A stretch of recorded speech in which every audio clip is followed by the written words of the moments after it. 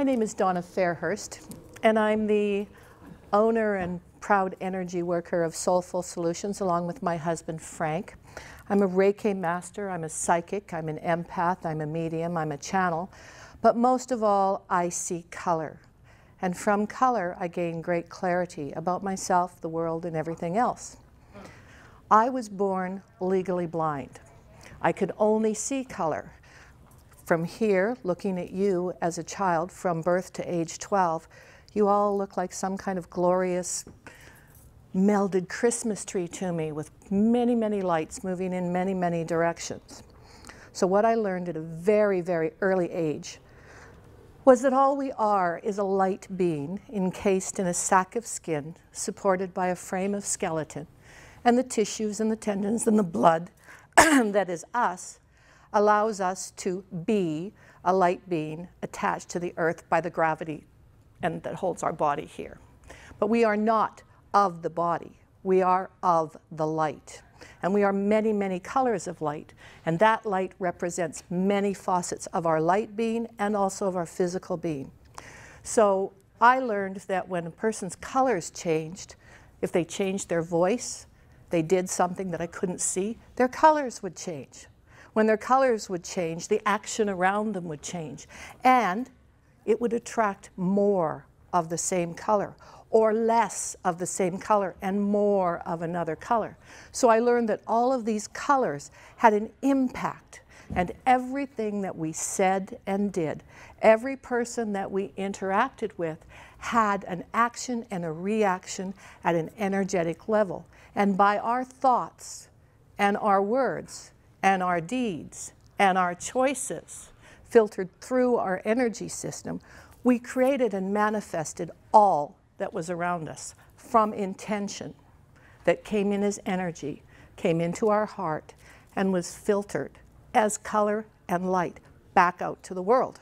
Now the light could be bright, the light could be dim, the light could be fat, it could be thin, it could be translucent, it could be solid, but it was all light. That light also resonated within our body to our organs. So thought, every disease, every ailment, everything that happens to you at the physical level starts out here. And we bring it in here through our superconductor, the brain, which is not our thinking heart or our thinking brain. Everything that we do comes from here, good, bad, or indifferent. Everything that we attract comes from here. Everything that we don't attract comes from here. Now, to make things a little more difficult, when I was 1 year old, I got polio. So all I could do was sit. Now, I was really lucky. I wasn't paralyzed, but it affected all of my muscles. I couldn't eat properly. I couldn't move properly. When I got tired, I just fell on the floor.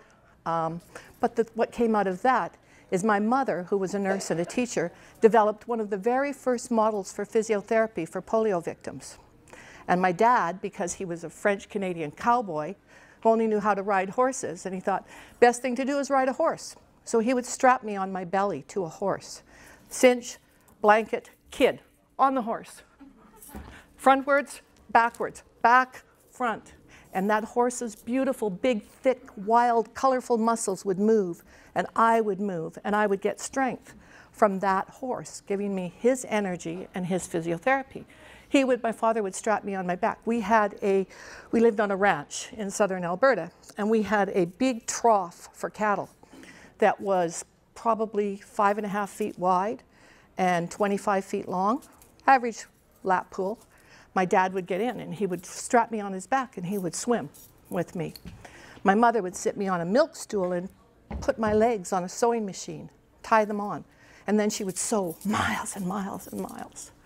My dad would take me fence posting, and he would make me stand and hold every post, no matter how heavy it was, until I fell over. And then he'd stand me up and say, you can do it again.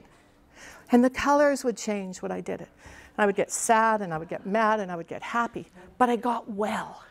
And today I can stand here, and I can talk, and I can tell you about color because I was born blind, and because I had polio, and because I had parents who didn't know that they couldn't fix me. Nobody was telling them they couldn't do it. We lived on a remote ranch. We had cattle, and we had horses, and we had birds and dogs and bees. and parents that said, don't take no for an answer. So whatever your intention is, if you intend to be well, think it, and then put it here and feel it. Your heart is your feeling brain.